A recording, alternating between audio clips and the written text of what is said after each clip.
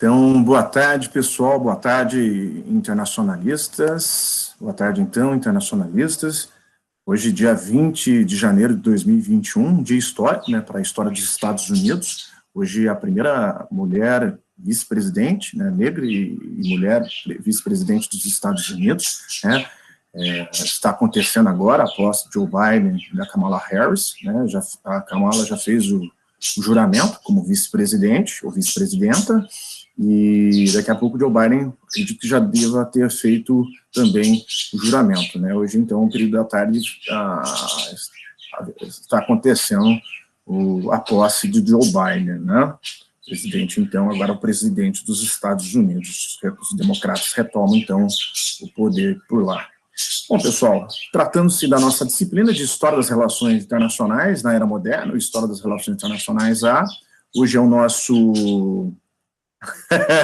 Sim, deixei bem baixinho, para TV aqui à frente. Até perdi o raciocínio agora. Bom, então a nossa 10ª aula, Guerras Napoleônicas. Eu vou utilizar apenas um livro, um autor, que é o Eric Hobsbawm, talvez o grande historiador do século XX, né? Se vocês estão acompanhando o Moodle, né, praticamente são 12 semanas que a gente teve de encontros, são 10 encontros, mas 12 semanas com os 2 feriados, né? Então, se vocês já visualizaram no Moodle, tem praticamente grande parte da obra do Eric Hobsbawm disponível no nosso Moodle.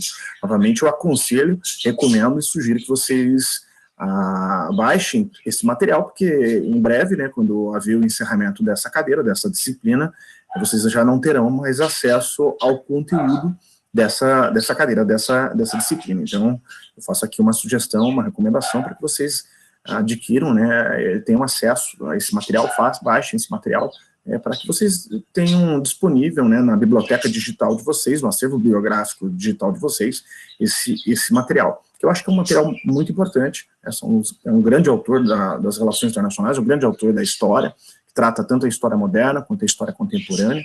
O texto que nós vamos tratar hoje é o texto da guerra, né, que ele fala a respeito das guerras napoleônicas, e é um livro clássico da obra, né, intelectual do Eric Hobsbawm, que é a Era das Revoluções. Então, acho fundamental que vocês tenham disponível esse material no acervo digital de vocês. Tudo bem, pessoal? Um informe que eu acho que é muito importante também enfatizar para vocês, em virtude, né, desse cenário atípico que nós estamos vivendo desde o ano passado, e esse cenário também de imprevisibilidade, e de incerteza, eu achei por melhor solicitar as férias, chamar minhas férias agora para o mês de fevereiro. Em virtude disso, nós encerraremos a nossa disciplina na semana que vem. Então, hoje, o nosso encontro de hoje é o nosso penúltimo encontro da disciplina de História das Relações Internacionais A. Na semana que vem, a nossa última aula, nós trataremos, então, do Congresso de Viena, que é o momento posterior às guerras napoleônicas. No semestre que vem, espero que seja um semestre presencial, caso não seja, nós já vamos começar a tratar a respeito da Guerra Civil Norte-Americana, vamos tratar a respeito também da Guerra da Crimeia e as guerras de unificação alemã.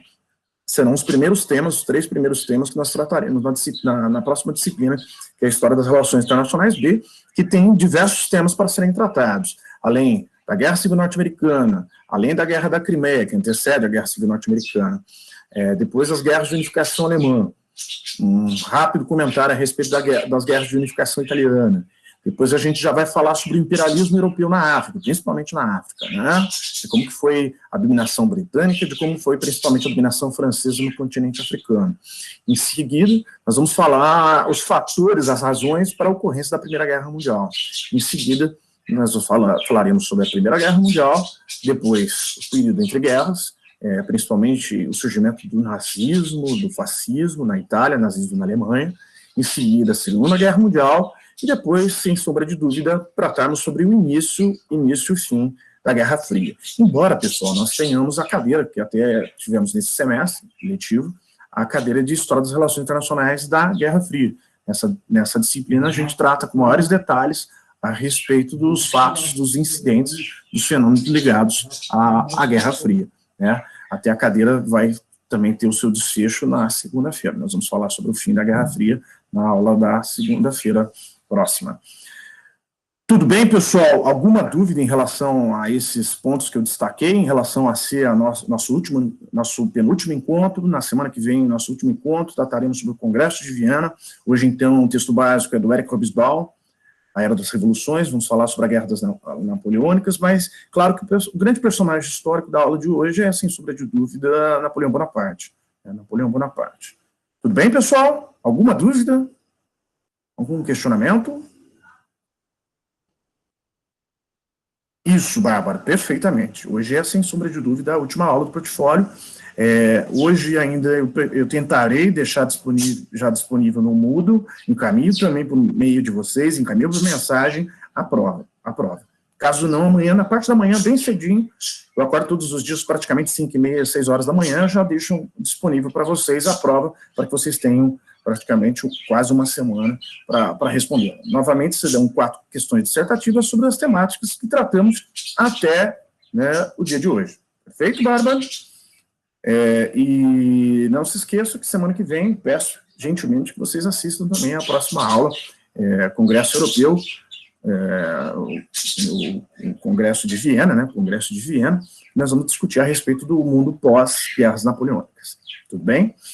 Então, até interessante, né, Bárbara e pessoal, a nossa disciplina de História das Relações Internacionais ou História das Relações Internacionais Moderna Contemporânea, nós podemos discutir a Guerra dos 30 Anos, que foi um fenômeno muito importante, talvez tenha sido um dos temas mais importantes da nossa cadeira, né, dessa cadeira de História das Relações Internacionais e a gente também não pode esquecer que agora nós teremos, então, mais uma guerra, que são as guerras napoleônicas, né, Então, 2 fóruns mundiais muito importantes, né, que nós podemos tratar nessa cadeira, nessa disciplina, que foi o primeiro, o Westfália, e agora, que nós vamos tratar na semana que vem, que é Viena, né, o Congresso de Viena, o Concerto Europeu, que nós vamos tratar na semana que vem, de 1815, né? Até interessante que iniciou-se em setembro de 1814 as tratativas, e essas tratativas internacionais, tratativas diplomáticas, elas se estendem até 1815. Eu até tive o privilégio, a oportunidade de dar uma palestra em Santana do Livramento, na Unipampa, a respeito dos 200 anos, né, do Congresso de Viena. Foi um convite até que foi interessante, foi até uma situação meio engraçada, porque muitos alunos de outras áreas foram convidados para participar do evento. Não era, na verdade, quando eu fui convidado, eu fui chamado para participar de uma semana acadêmica de relações internacionais. Mas quando eu cheguei lá, umas 3 horas antes do evento, me informaram que estavam presentes praticamente grande parte dos cursos da área de humanas para assistir a palestra sobre os 200 anos do Congresso de Viena, do Concerto Europeu. E praticamente eu tive, né, pessoal, que me virar nos 30, né, para tornar a palestra inteligível para todas as pessoas que não são da área de relações internacionais. Mas acabou dando certo, sim, foi um sucesso a palestra, eu tive muito êxito na palestra. Bom, Henrique, sem sombra de dúvida, o portfólio é para ser entregue na semana que vem via e-mail. A prova que vocês vão fazer o encaminhamento até as 23h55 da próxima quarta-feira, né? Na quinta-feira já não é mais, o sistema não aceita mais a entrega da prova de História das Relações Internacionais Para quem acompanha a cadeira de História das Relações Internacionais da Guerra Fria, já deve ter visto a prova, né? Já está disponível desde a terça-feira. Mais ou menos naquele formato, né? São questões mais gerais e que eu quero que vocês escrevam bastante, né? Então, são questões dissertativas que eu quero que vocês escrevam bastante, tudo bem? Ana, eu acho que fica bom em PDF, sim, fica até mais fácil para fazer a leitura. Pode ser em PDF, mas não há, assim, preferência, né?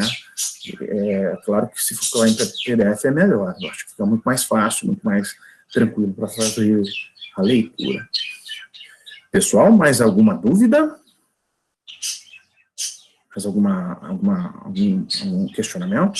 Não? Então vamos lá, pessoal, como o início da nossa aula, uma indicação de leitura, uma sugestão de leitura e as observações iniciais, como vocês já conhecem.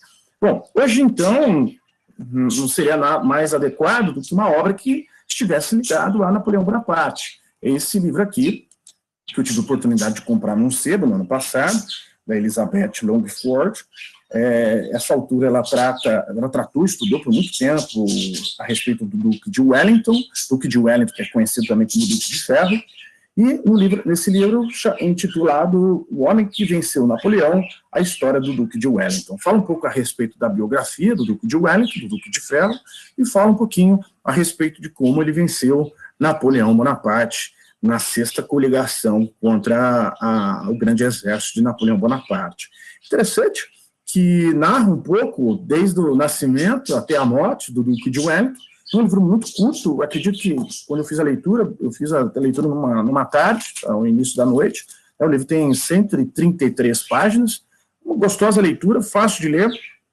Mas é engraçado que eu tenho conversado com algumas pessoas que tratam mais, que estudam mais questões, tanto de tática, estratégias militares, que se dedicam à história militar, e esses colegas, essas pessoas que eu converso, disseram que não concordam com essa visão, com essa leitura, de apontar o Duque de Wellington como grande responsável pela vitória contra Napoleão Bonaparte. Depois, é claro, daquele fracasso que Napoleão Bonaparte teve, do grande exército de Napoleão Bonaparte, no fracasso que ele teve na Batalha de Moscou de 1812. Porque ali, na Batalha de Moscou de 1812, eu, na minha concepção, na minha visão, na minha leitura, é onde ele perde grande parte da elite, da tropa dele, da Grande Armée, que até então era uma tropa invencível, e lá, na Batalha de Moscou de 1812, é que, de fato, a grande parte do exército francês foi perdido. Se você for pensar, ali mais de 500 mil soldados franceses morreram na Batalha de Moscou. Até é engraçado que os russos chamam essa batalha, até eu anotei aqui para não esquecer, da Guerra Patriótica, da Guerra Patriótica. E depois eles fazem alusão na Segunda Guerra Mundial.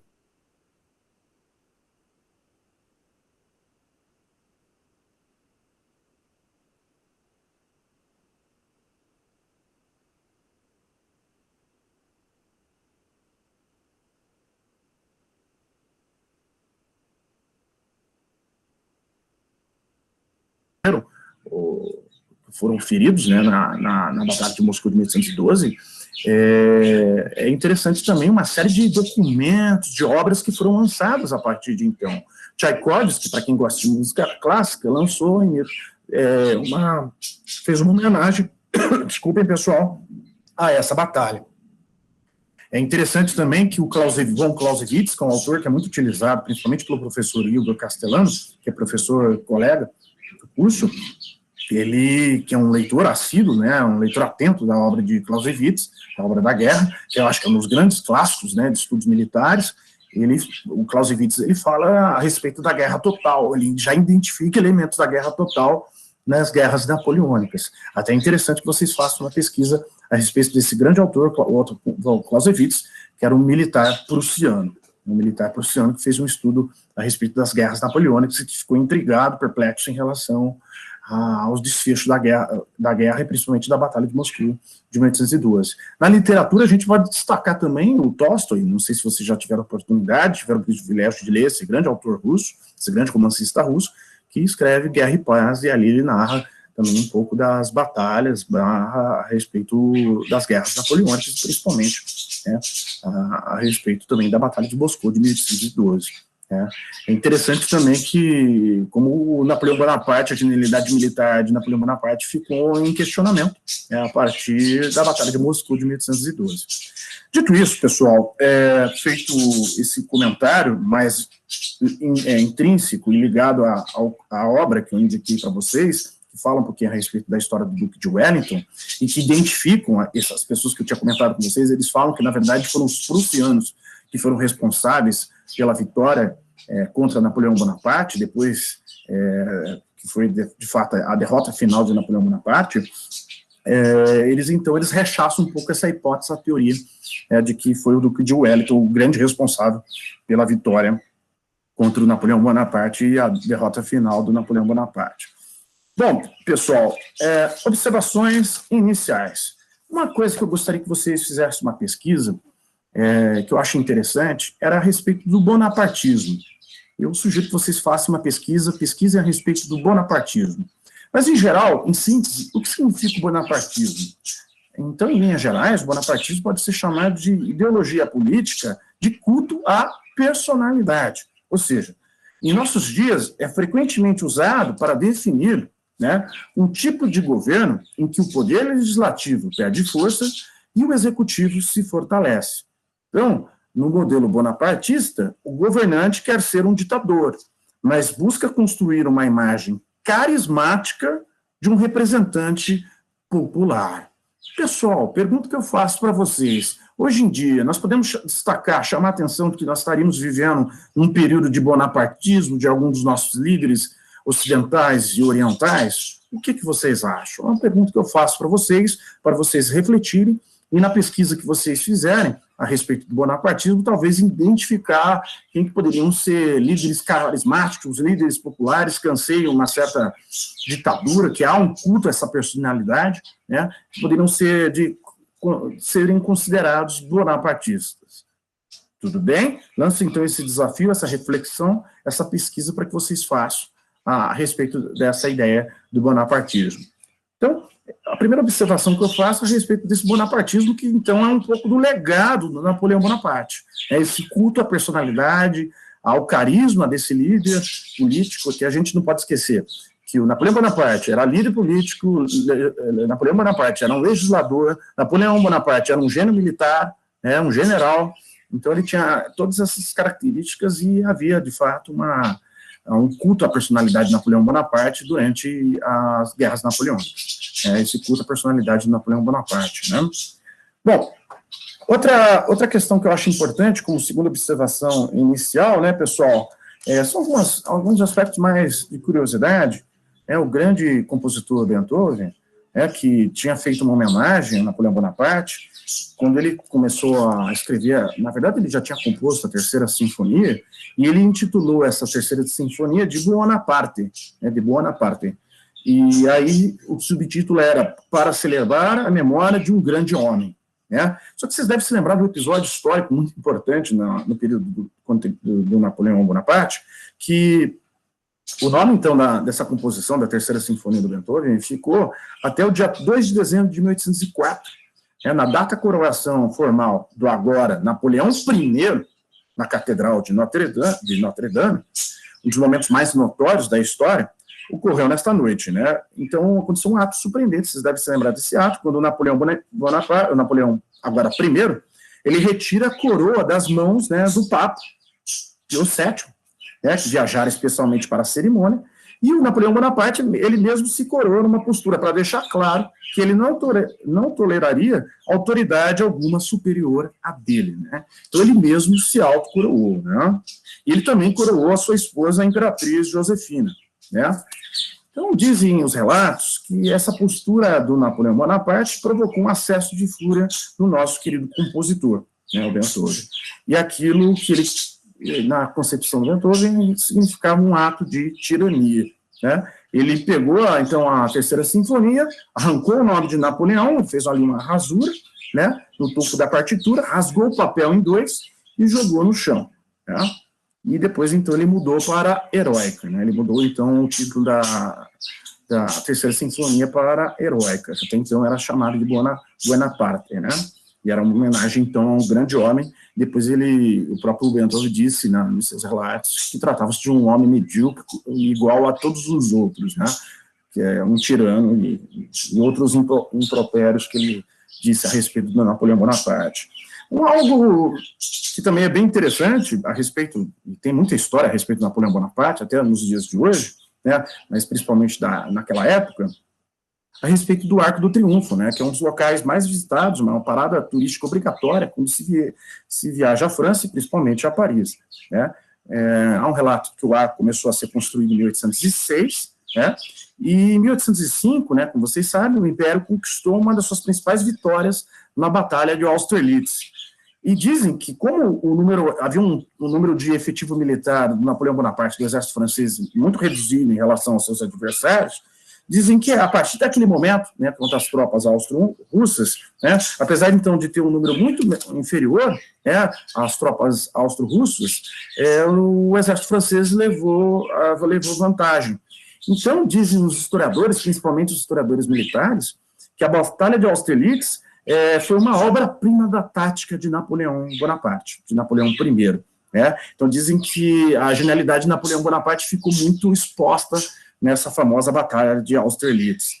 E, pessoal, então, no Arco do Triunfo, nesse monumento, podemos ver gravados os nomes de 128 batalhas e dos 558 generais. Né? Então, ali esse monumento do Arco do Triunfo, então, ali uma homenagem a todos os generais e as batalhas vencidas pela Grande Armée, né?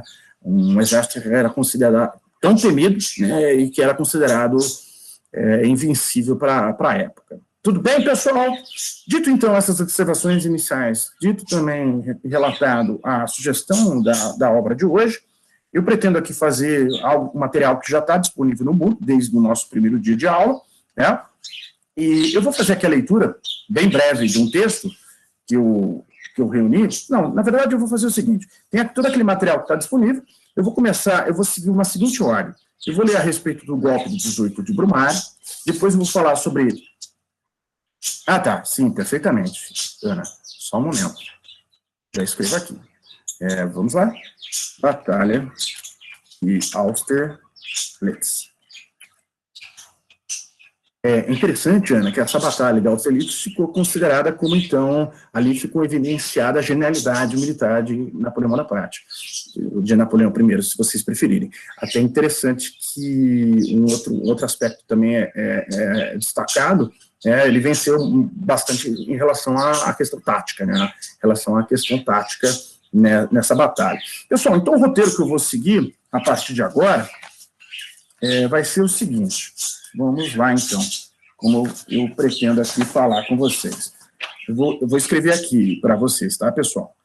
Vou falar a respeito do 18 de Brumário.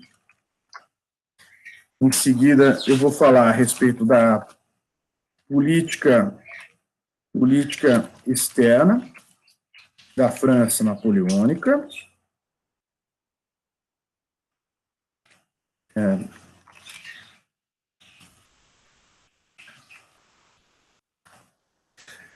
Em seguida, vou falar sobre as guerras napoleônicas, né? Depois, sobre o Império Napoleônico, a ditadura, né? Depois, as reformas de Napoleão, na administração, na economia, na religião, no direito e na educação. Vou fazer uma menção a respeito de algumas curiosidades relativas ao exército francês, em comparação aos demais exércitos.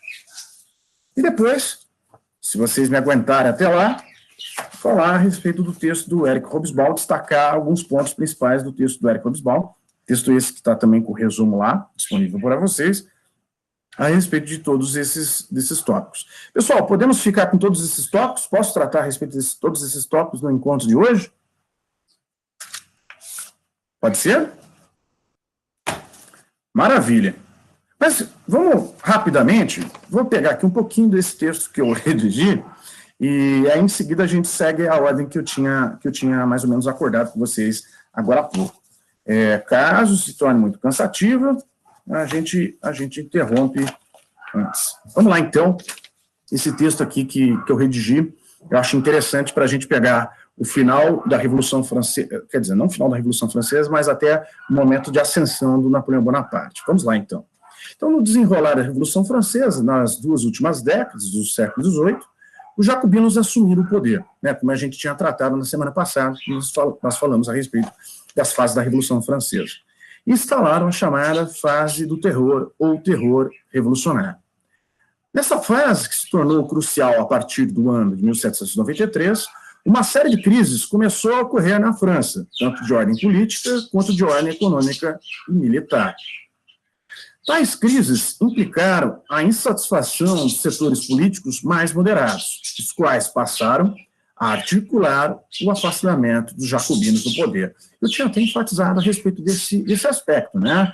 Havia, então, uma insatisfação, principalmente da burguesia, principalmente dos setores mais moderados, que a revolução, a era do terror, o momento de terror tinha que chegar ao fim.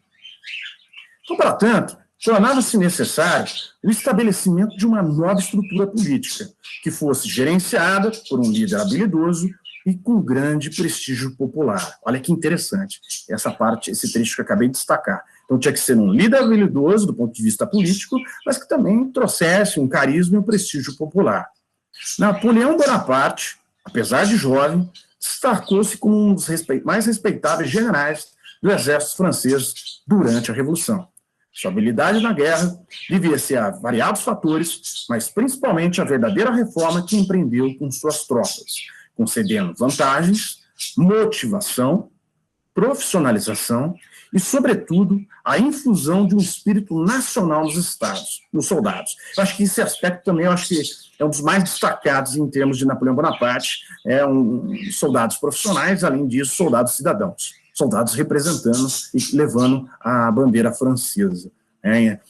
Então, aquela ideia que a gente começou nessa disciplina, quando nós falamos sobre esses soldados mercenários que lutaram na Guerra dos 30 Anos, aqui nesse momento na história da França, nesse momento da história europeia, demarca um período de transição, um período de ruptura nessa ideia. Agora, a ideia de você estar lutando pelo seu país. Aqui nasce uma ideia muito forte de nacionalismo. Aqui está muito presente a ideia de nacionalismo. Para alguns autores, e principalmente por Hobsbawm, aqui a gente pode falar de nacionalismo. O que existiu antes, nós poderíamos considerar, ou classificar, ou categorizar como proto-nacionalismo. Eu não sei qual colega, qual aluno, o aluno que havia me questionado a respeito disso, mas o proto-nacionalismo era um período que antecedeu, então, esse momento de nacionalismo, que ficou muito presente na história francesa, a partir da Revolução Francesa, principalmente do hino francês. Provavelmente vocês já ouviram o hino francês, já escutaram o hino francês, então, até a própria bandeira francesa, que os soldados carregavam, principalmente durante o período das guerras napoleônicas. A difusão dos ideais iluministas, a difusão dos ideais da Revolução Francesa para outros países da Europa, que era o grande ideal que era pensado por Napoleão I e principalmente pelos seus soldados, que acreditavam nesse ideário iluminista, nesse ideário da Revolução Francesa. Ou seja, os ideais da Revolução Francesa precisavam ser difundidos para o resto do mundo. E essa ideia, então, do espírito nacional, acho que é um aspecto, um componente muito importante, então, de nacionalismo e de patriotismo.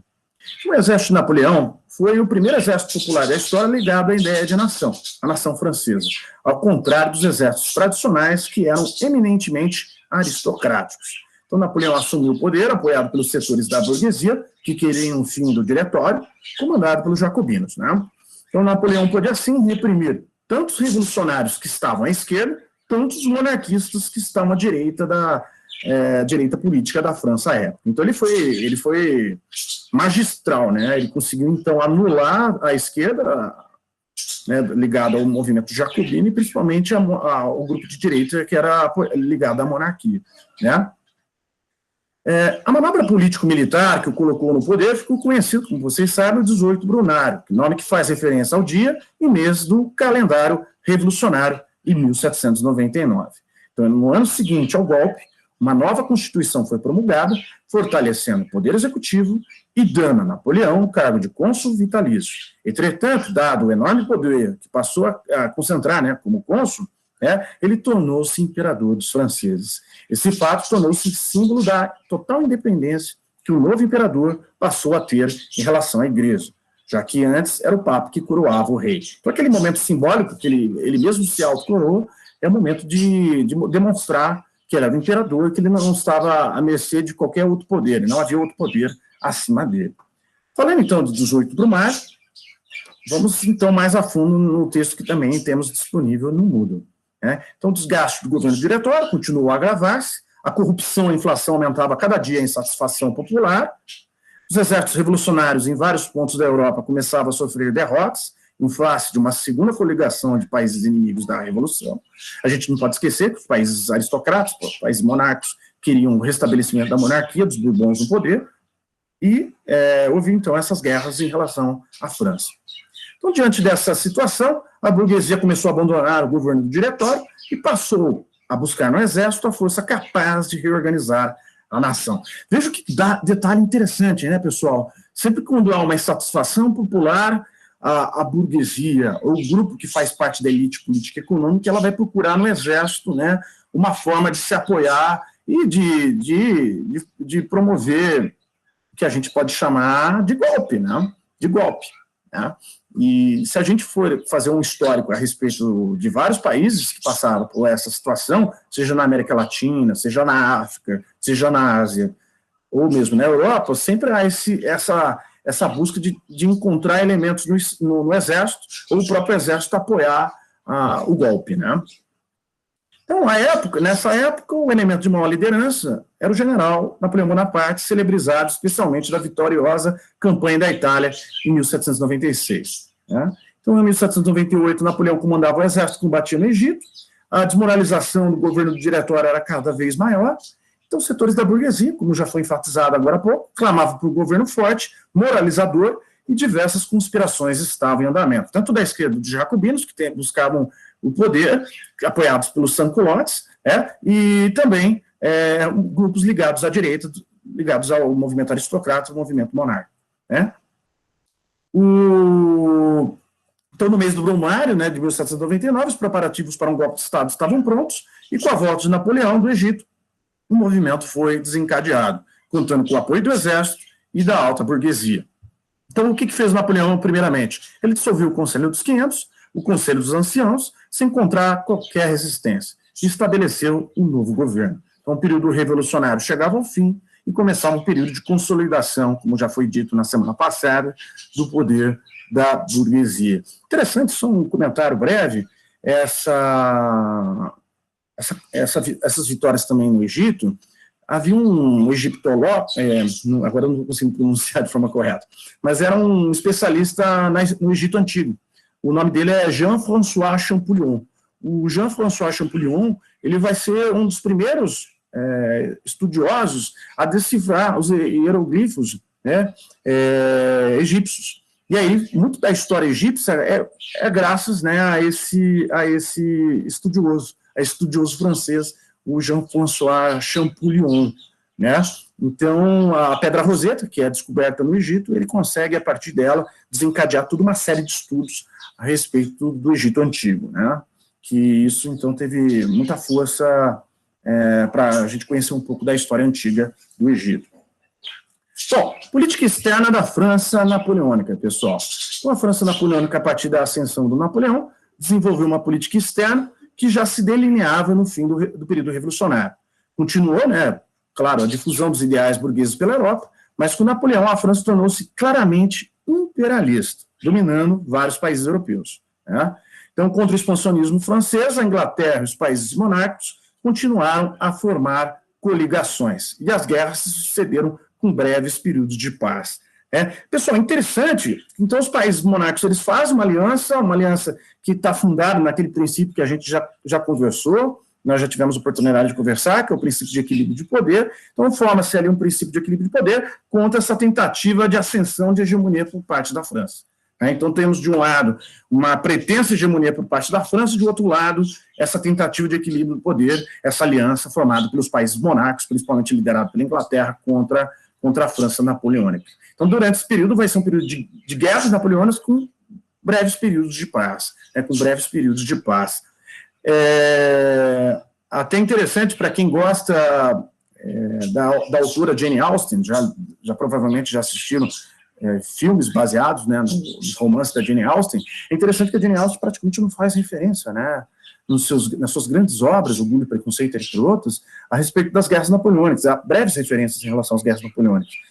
Porque o que é interessante, o que chama a atenção nas guerras napoleônicas, que não envolveu, em grande parte, a população civil, que vai ser uma diferença em relação às guerras do século XX. Eu vou ter a oportunidade de lecionar para vocês a história das relações internacionais, vocês vão ver que as pessoas que mais vão sofrer durante tanto a Primeira e a Segunda Guerra Mundial é a população civil. E principalmente, como eu digo, os grupos que são mais afetados durante as guerras, como a Primeira e a Segunda Guerra Mundial, que são as mulheres, são as crianças e as pessoas mais velhas, que são os grupos que são mais atingidos durante as guerras.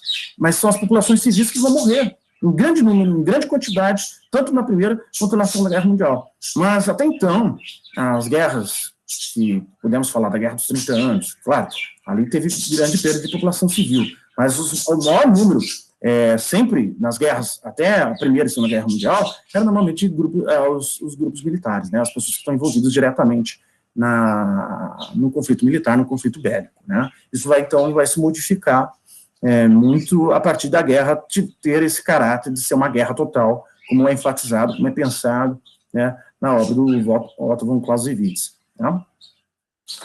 Pessoal, tudo bem? Posso prosseguir? Alguma dúvida? Maravilha. Vamos lá, então. Prosseguindo. Então, a Inglaterra combatia a França porque esta, como potência emergente, ameaçava a primazia comercial e marítima dos ingleses. Claro, os ingleses já estavam num pleno domínio, e o Hobsbawm vai falar a respeito disso, daqui a pouco a gente vai tratar a respeito disso. Ela reconhecia a França como um competidor do ponto de vista econômico, e uma possível ameaça a esse predomínio naval dos ingleses. Eles reconheciam, então, a França como esse grande inimigo, como esse grande adversário nesse momento, nesse contexto histórico das guerras napoleônicas. Né? Então, os demais países temiam a difusão dos ideais burgueses, liberais e o crescente poderio francês na Europa. Só que, é claro, a hegemonia francesa durou pouco, o Império Napoleônico declinou principalmente, como já tinha dito agora há pouco, depois da derrota sofrida na Rússia, na campanha russa, em 1812, terminando por ser totalmente vencido em 1815 na célebre batalha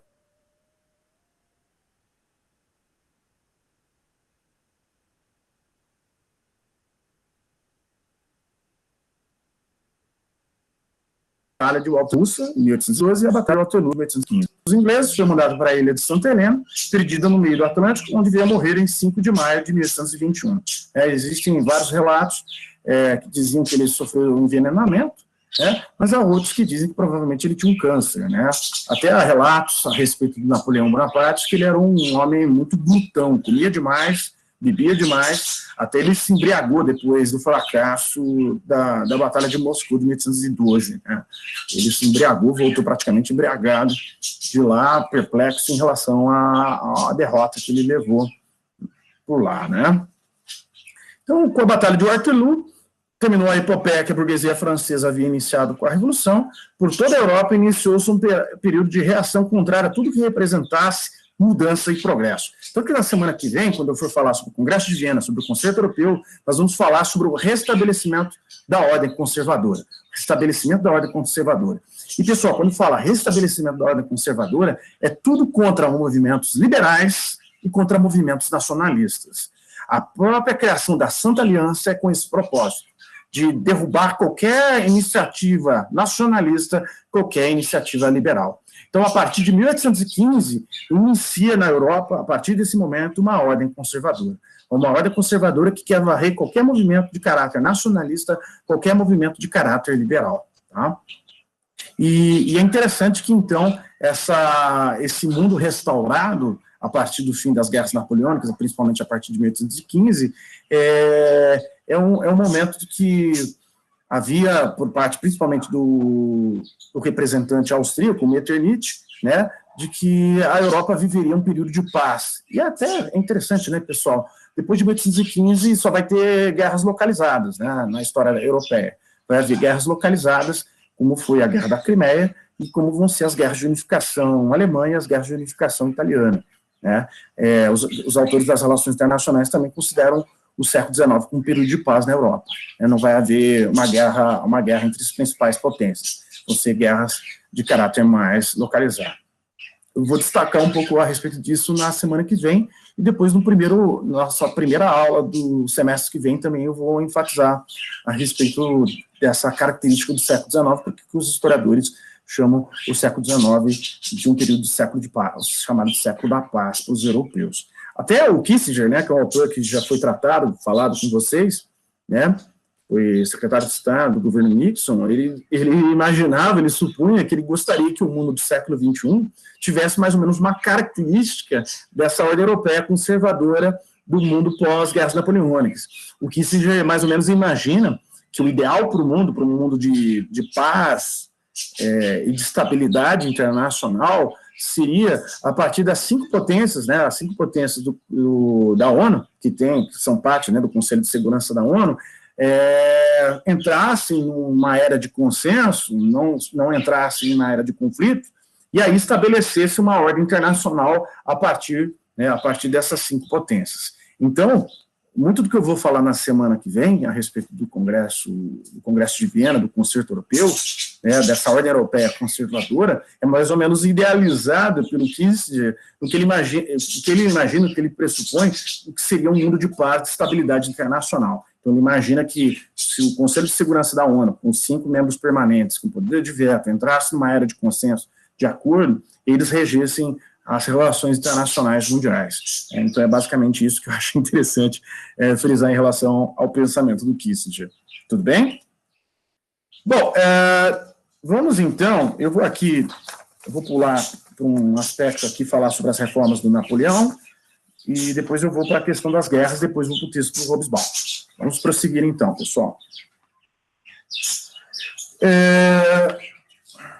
Então, o Império Napoleônico, ele, como acabei de dizer, só para enfatizar, ele subiu ao poder no golpe do 18 Brumário, governou a França de 1799 a 1814, quando foi deposto e obrigado a exilar-se. Ele retornou ao governo durante os 100 dias, de março a junho de 1815, quando ele é novamente derrotado em Waterloo, então sendo definitivamente deposto.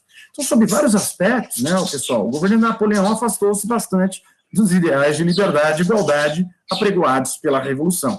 Então, apoiado especialmente pela alta burguesia, pela classe média e pelo exército, estabeleceu, como vocês sabem, um governo fortemente autoritário e, no entanto, teve a preocupação de legitimar-se por meio de plebiscitos nacionais. É importante chamar a atenção disso. Ele tentou, além do seu carisma em relação à população francesa, ele tentou também governar através de plebiscitos nacionais. Um desses plebiscitos, realizado em novembro de 1804, transformou a República Francesa num império. Então, ele procurava, pessoal, dar um ar de legitimidade às suas decisões. Ele procurava dar um ar de legitimidade às suas decisões, ao seu poder. Um poder baseado no seu carisma, baseado no seu prestígio, perante tanto o exército, perante também o povo francês. Então, durante esse período da ditadura, o governo napoleônico foi fortemente autoritário, ainda que popular junto às amplas camadas da população. Muito em virtude dessa característica, desse carisma, desse prestígio popular, ele conseguiu desenvolver várias medidas de repressão e de controle, apoiado por esse clamor popular. Um dos primeiros atos de Napoleão foi restaurar a união igreja-estado, que havia existido antes da Revolução. Então, Napoleão mostrou aguda consciência da importância da religião, que podia ter um instrumento de domínio político e social. Aí é interessante, pessoal, que eu peguei algumas frases famosas dele a respeito dessa relação próxima entre Estado e igreja, entre poder político e igreja. Deixa eu ver, Julião, sua pergunta. Agora não sei te precisar, Julião, não sei te precisar essa tua pergunta, que é bem inquisitiva. Eu posso depois fazer uma pesquisa e encaminhar para vocês. Eu fico em dúvida, eu prefiro não responder o teu questionamento. Prefiro não responder o teu questionamento para não me comprometer se eu estiver equivocado também. Tudo bem? Então, só a frase dele, Julião, que é bem interessante. A sociedade é impossível sem a desigualdade, diz ele.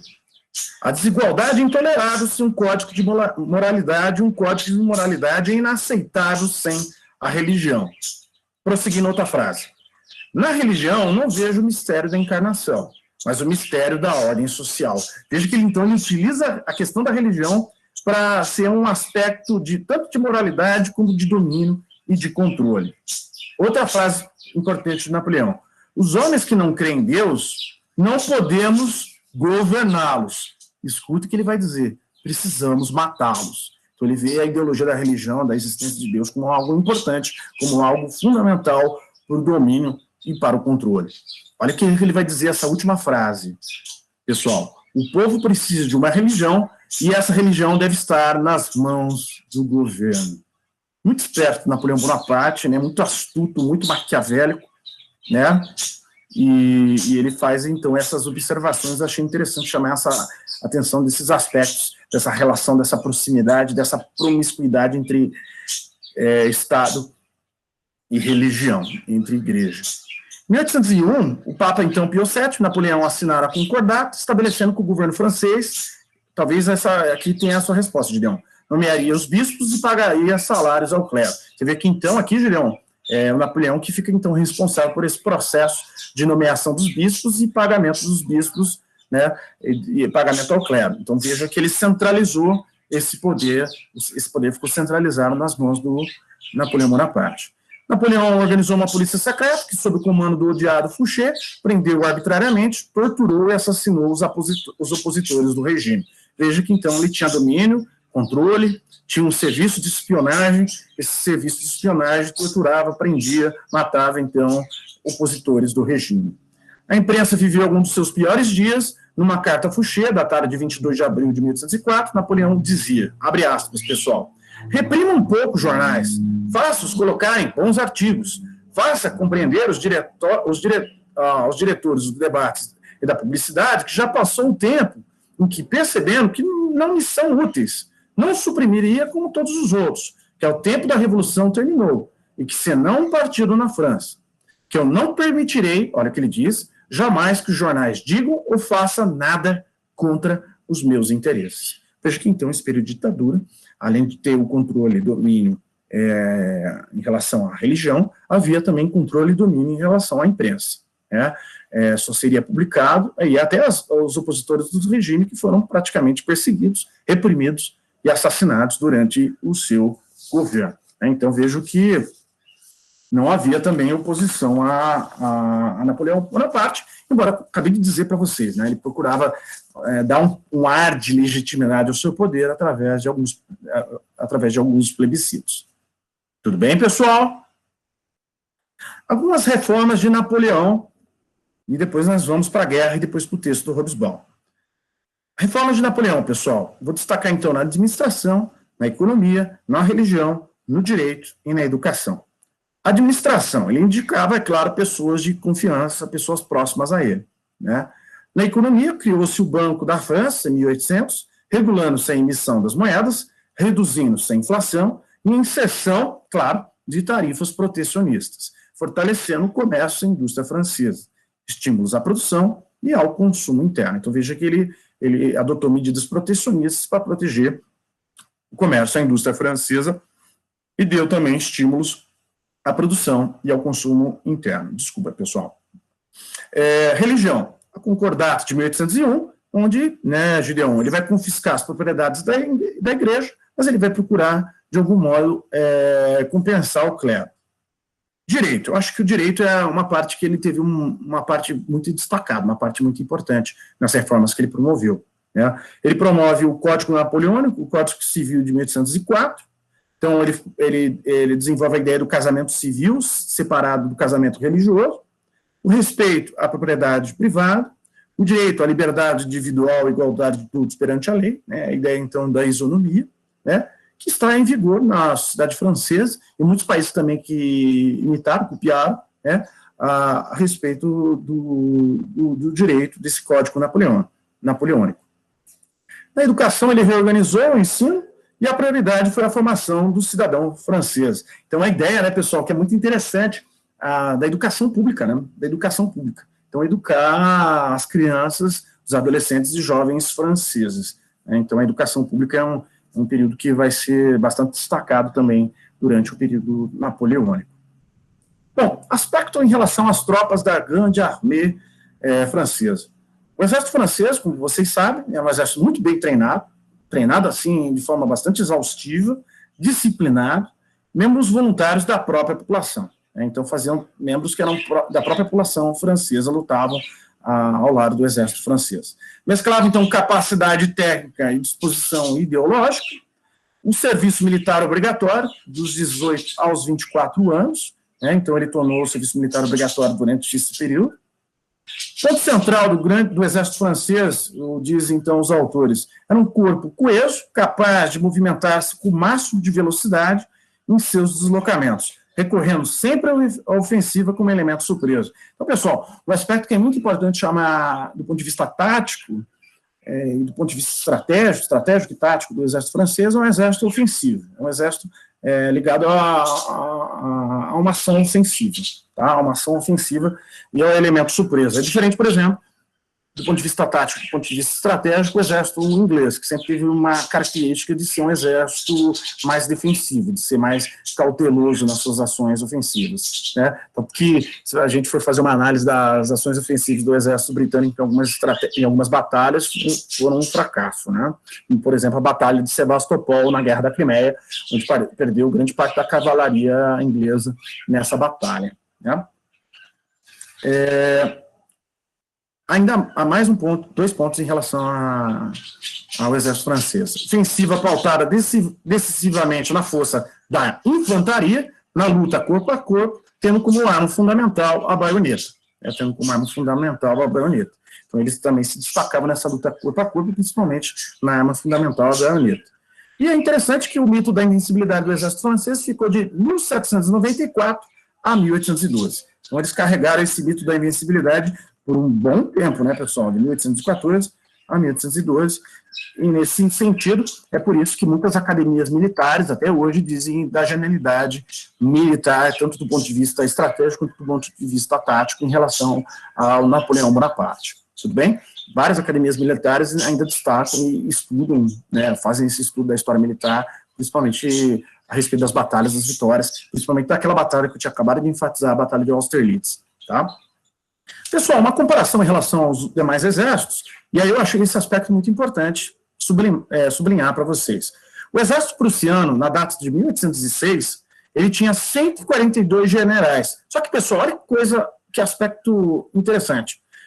Desses 142 generais, 79 generais tinham idade acima de 60 anos de idade. Então, veja, são generais já envelhecidos. Então, do exército prussiano, de 142, 79 com acima de 60 anos de idade. Então, já é um generalato com uma idade bem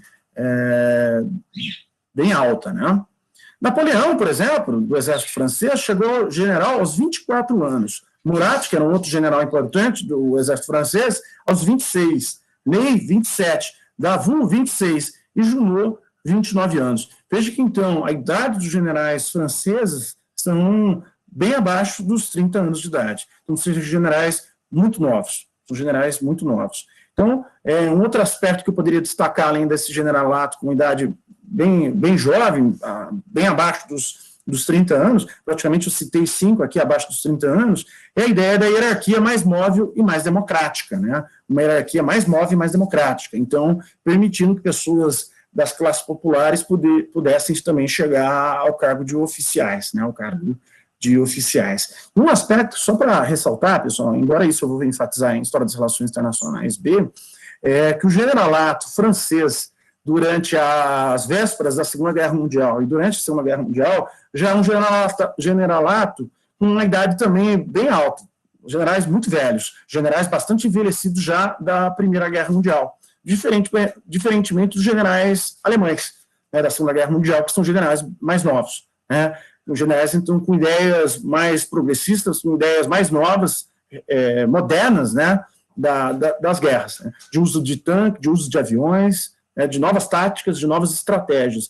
Mas eu vou enfatizar a respeito disso em História das Relações Internacionais B, quando formos tratar a respeito da Segunda Guerra Mundial. Mas essa questão dos generais é um aspecto assim que me chama a atenção e eu destaco para vocês um aspecto muito importante, né? Ok, pessoal? Tudo bem? Tranquilo? Eu queria finalizar o texto do Gades, essa parte mais de aspectos gerais, a respeito tanto do Napoleão Bonaparte. É um texto de John Liu Gades, o livro chama-se As Grandes Estratégias de Sun Tzu a Franklin Roosevelt, como os grandes líderes mudaram o mundo. Ele fala um pouquinho a respeito da Batalha de Moscou de 1812. Posso ler para vocês a respeito da Batalha de Moscou de 1812? Em seguida, eu já entraria direto no texto do Hobsbawm, tá? No livro Era das Revoluções, o período que concerne a questão da guerra, ok? Vamos lá então, pessoal. Então, a respeito da Batalha de Moscou de 1812, falando um pouquinho a respeito dele, o John Liu Gades, para quem não conhece esse autor norte-americano, ele é um defensor a respeito das visões interpretativas da Guerra Fria. Os alunos que não cursam a disciplina de História da Guerra Fria, eu vou explicar um pouco a respeito desse autor, que é o autor mais portentoso de uma terceira visão interpretativa a respeito da Guerra Fria. Vou falar em síntese, tudo bem? Há uma discussão entre os autores a respeito do início da Guerra Fria, que eles se dividem em três correntes, em três escolas. Dizem a escola tradicionalista que os responsáveis pelo início da Guerra Fria foram os russos, ou melhor, foram os soviéticos. Então, na visão tradicionalista, foram os soviéticos responsáveis pelo início da Guerra Fria. Existe um segundo grupo, uma segunda escola, uma segunda teoria, que dizem que são chamados de revisionistas, que os responsáveis pelo início da Guerra Fria são os norte-americanos, os estadunidenses. Tudo bem? Então, os tradicionalistas que imputam responsabilidade aos soviéticos, essa segunda escola, que são os chamados revisionistas, que imputam responsabilidade aos norte-americanos, aos estadunidenses. Existe uma terceira escola, um terceiro grupo, uma terceira teoria, que são chamados pós-revisionistas. Esses pós-revisionistas é onde se encontra o autor John Lewis Gaddis. O Gaddis, então, ele enfatiza que os responsáveis, que na realidade não podemos imputar responsabilidade nem a americanos, tanto a russos ou soviéticos, mas sim ao sistema internacional. O vácuo de poder deixado pelas potências tradicionais foi preenchido pelas duas novas superpotências, pois não, claro, Bárbara, pelas duas novas superpotências, e ele, então, é um defensor dessa teoria, que é o sistema internacional responsável pelo início, pela desencadear a Guerra Fria. Vamos colocar, então, aqui, Bárbara.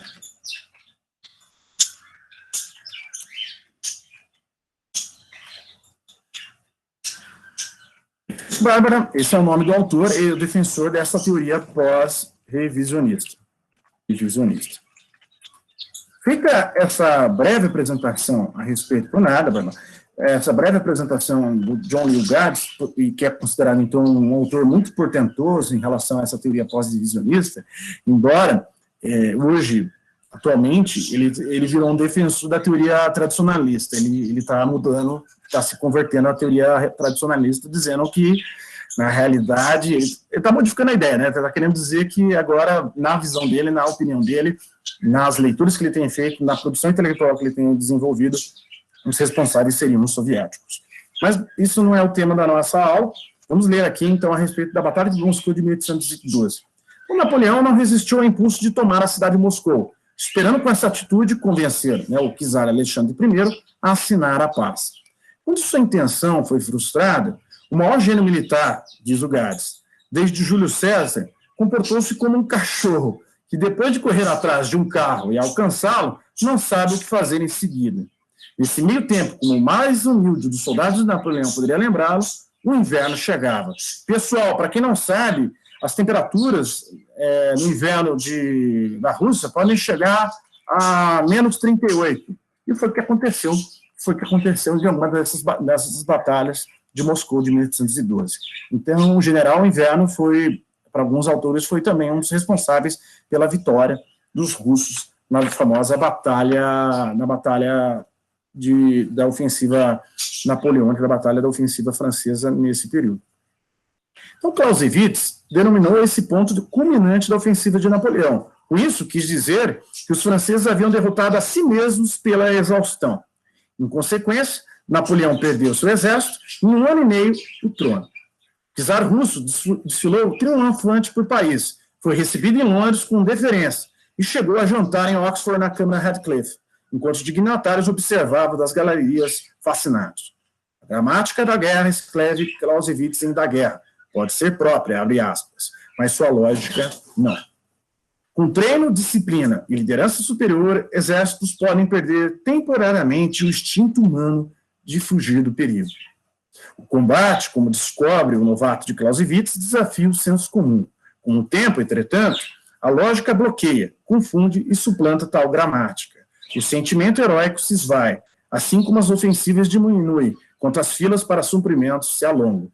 Recuos convidam a contra-ataques. A Rússia é grande e seu inverno é inclemente. Cães que alcançam carros nunca sabem o que fazer com eles. Por que então Napoleão esqueceu que a maioria dos tolos sabe?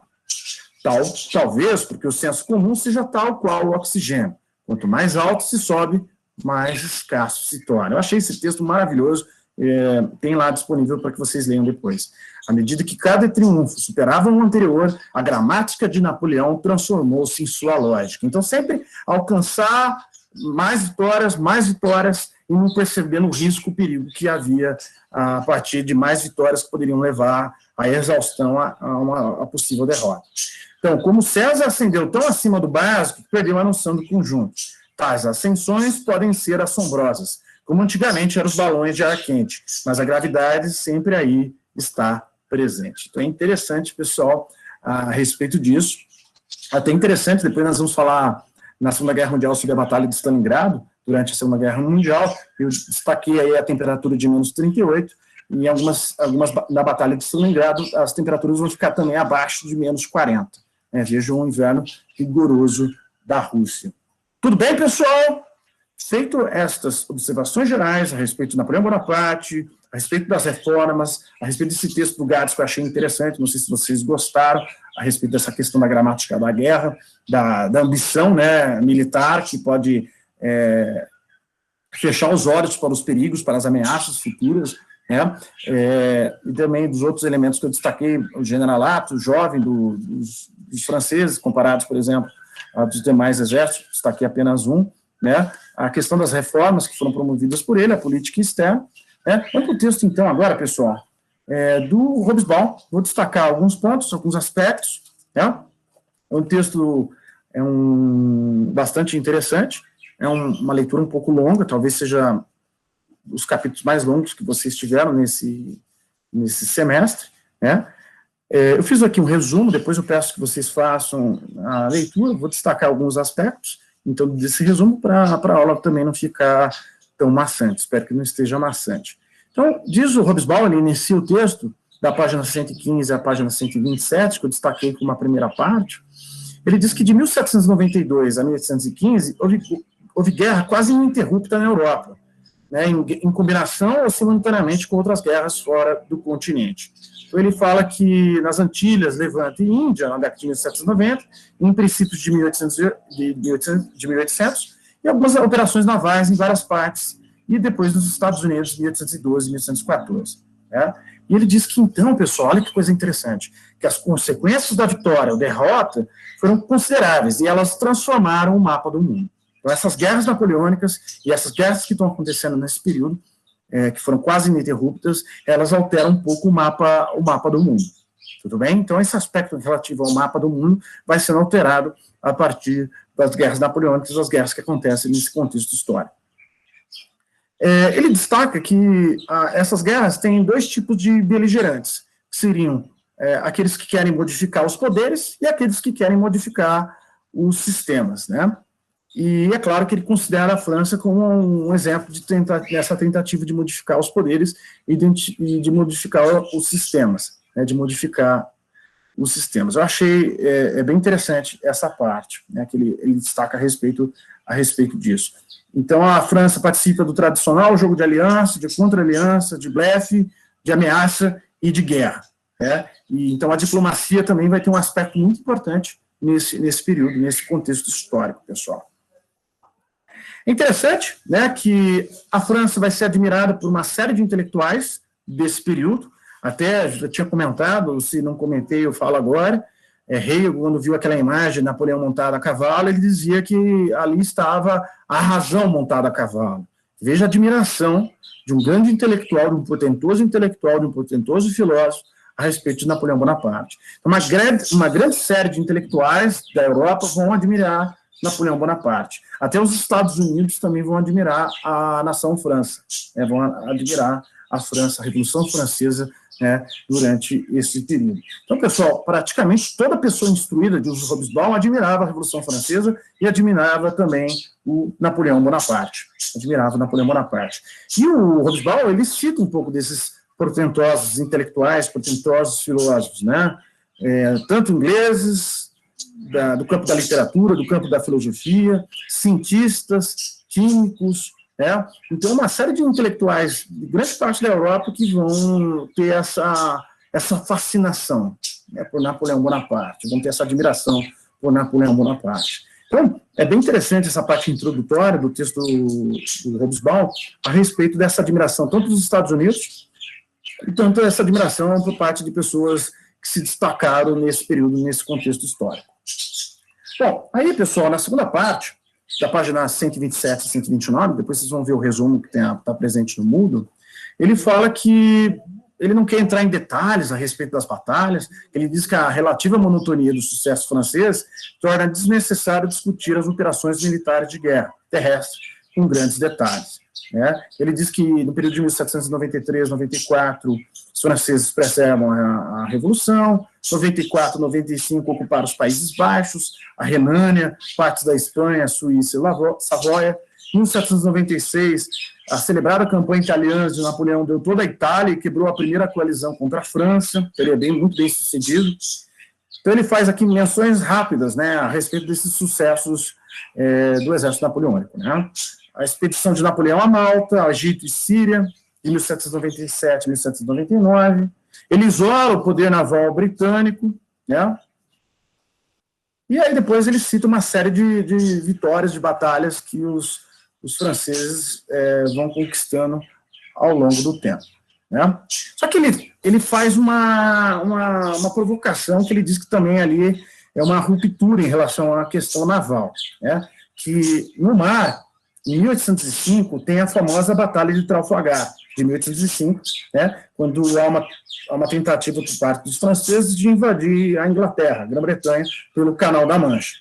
Bom, foi fracassada nessa Batalha de Trafalgar, praticamente grande parte da marinha francesa foi derrotada, né, e, é claro, como ele não consegue invadir a Grã-Bretanha, e tem grande parte da força naval também derrotada nessa Batalha de Trafalgar, né, o Napoleão vai decretar, vai iniciar o processo de bloqueio do sistema continental, né, que era uma tentativa de também de minar, de tentar minar a força inglesa. Mas o que é interessante nessa parte destacada dessa Batalha de Trafalgar? Praticamente, a partir daí, a força naval inglesa não tinha mais nenhum competidor.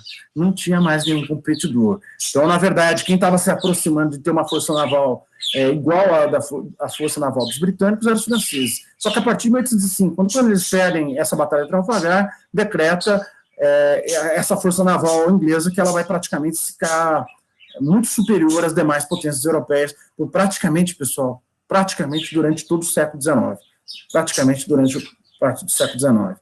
Alguns historiadores militares brasileiros que dizem que no século XIX, uma boa parte depois, às vésperas da Guerra do Paraguai, no século XIX, nós tínhamos os ingleses como a principal força naval do mundo, a força naval mundial, assim, hegemônica, depois os americanos, né, principalmente depois da Guerra Civil Norte-Americana, e dizem alguns autores que o Brasil do Império, segundo o Império, tinha uma força naval talvez a terceira maior do mundo. Eu não posso te precisar, eu já escutei isso de militares brasileiros, principalmente ligados à Marinha, que fazem essa afirmação categórica, né? Que o Brasil, num determinado momento do século XIX, ficou com a terceira maior força naval mundial. Tinha uma força naval superior, principalmente às forças navais aqui, principalmente da América do Sul. Principalmente da América do Sul. Do Uruguai, Argentina e principalmente depois o Paraguai, né? Bom, o que é interessante, pessoal, ele depois, o Hobsbawm, ele vai chamar a respeito também da Batalha de 1812, ele destaca que dos 110 mil homens que foram para a Batalha de Moscou, só retornaram para a França 100 mil, somente 100 mil retornaram para a França, o que praticamente destruiu o grande exército francês. Na visão de todo o Hobsbawm, esse decretou praticamente o fim da hegemonia francesa a partir de então. Então, o que é interessante e importante destacar, em 1805, a Batalha de Trafalgar decreta a tentativa, né, de uma força naval, de confrontar a força naval dos ingleses, então praticamente no mar já não havia possibilidade dos franceses duelarem com os ingleses, e a partir de 1812 ele perde grande parte do exército francês, grande parte da elite francesa, da elite do exército francês, na Batalha de Moscou de 1812. Então, o Hobsbawm faz praticamente, ele destaca esses dois momentos de 1805, da Batalha de Trafalgar no mar, e de 1812, da Batalha de Moscou de 1812. Tudo bem, pessoal? No item 3, da página 129 e da página 134, ele fala que as fronteiras da Europa vão sendo redesenhadas, várias vezes durante esse período. Ele tem o Hobsbawm vai destacando a respeito disso, chamando a atenção desse aspecto, né? Ele diz que há uma racionalização geral do mapa político europeu, especialmente da Alemanha e na Itália, e vai começar, pessoal, na visão dele, a crescer muitos estados anões, muitos estados pequenos, estados anões. Vocês já devem se lembrar que a gente discutiu na Guerra dos 30 Anos a respeito do que corresponde atualmente à Alemanha, havia diversos estados alemães, e essa característica ainda vai ser mantida, inalterada nesse período. Então ele chama a atenção desses estados pequenos, desses estados anões, nesse mapa político europeu, que vai sendo redesenhado a todo momento, né? Ele chama a atenção que o que chama atenção nesse mapa político europeu são fronteiras claramente definidas, governadas por uma só autoridade soberana, com fundamental de administração e de leis. Então, o Hobsbawm também ele gosta de chamar a atenção que aquela ideia dos estados medievais, de força de senhores feudais, já tinha chegado ao fim. Já era uma página virada na história europeia. Na verdade, agora nós já temos características dos estados modernos com fronteiras bem definidas, fronteiras bem delimitadas, com administração, com leis, e essa é a característica, então, dos estados modernos, dos estados contemporâneos dessa época, né? Então, ele chama a atenção a respeito disso, e é interessante esse ponto no item 3, tá? No item 3, a respeito dessas mudanças territoriais, desse mapa político europeu que vai sendo redesenhado. Tudo bem? Aí, pessoal, o Hobsbawm, na parte 4, que é a parte final do texto, principalmente aqui que eu enfatizo no meu resumo, pessoal, ele diz que, então, essas 2 décadas de guerra,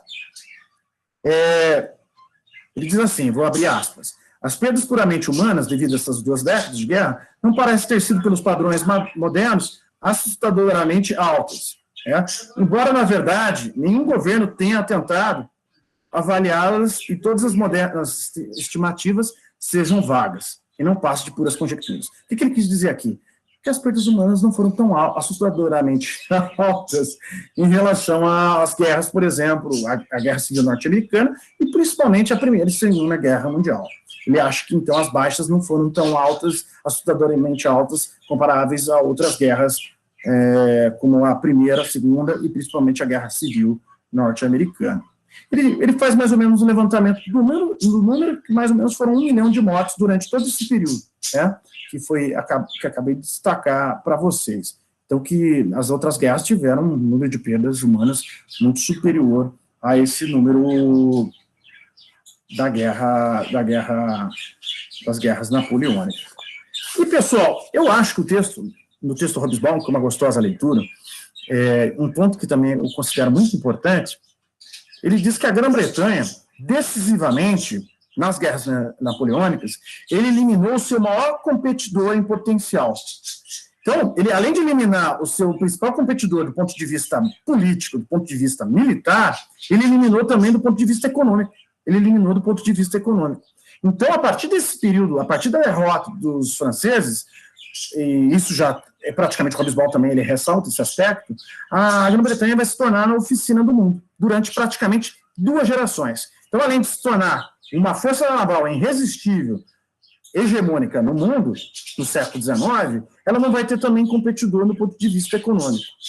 Só que o Hobsbawm, pessoal, ele faz uma observação em relação a isso. Ele diz que talvez se não existissem as guerras napoleônicas, se não ocorressem as guerras napoleônicas, e esse enfraquecimento da França, talvez os britânicos manteriam também essa disparidade em relação à força econômica francesa. Ele faz esse levantamento, ele faz essa colocação, que talvez, por mais que a França não ameaçasse e não ocorressem as guerras napoleônicas, nesse campo hipotético do ser, os britânicos ainda manteriam essa vantagem, E, na verdade, então, ele diz que as guerras napoleônicas, essas derrotas da França, só aumentou essa disparidade, só aumentou essa discrepância econômica, essa discrepância de força naval em relação a ingleses e franceses. Tudo bem, pessoal? Alguma dúvida, pessoal? Não sei se foi muito rápido na análise do texto do Hobsbawm. De qualquer forma, de qualquer modo, eu peço gentilmente que vocês façam a leitura do resumo, desse resumo do texto do Hobsbawm, façam a leitura do texto do Hobsbawm no que se refere às guerras napoleônicas. No futuro próximo, tentem ler as obras do Hobsbawm, principalmente essa Era das Revoluções, tem a Era dos Impérios, tem a Era dos Extremos, que eu acho que são as 3 obras mais importantes, mais destacadas do Hobsbawm. Então, pessoal, vou fazer o seguinte, como sempre, vou encerrar a gravação, tá? E em seguida a gente conversa um pouquinho, caso vocês tenham alguma dúvida, alguma sugestão, alguma reclamação em relação à nossa cadeira, à nossa disciplina. Espero que vocês tenham gostado da aula de hoje, do nosso encontro de hoje, que falou a respeito das guerras napoleônicas. Enfatizei muito a respeito do Napoleão Bonaparte, ressaltei bastante das reformas que ele tratou. Tá? Bom, Maiara, vamos lá então. É da página 115, da Era das Revoluções, certo, Maiara? Até a página, só deixa eu aqui pegar, do resuminho, até a página 143, tá? Da página 115 à página 143 do livro Era das Revoluções. Vou encerrar aqui a gravação, caso vocês tenham alguma dúvida, a gente pode conversar nesse momento posterior, tudo bem? Vamos lá.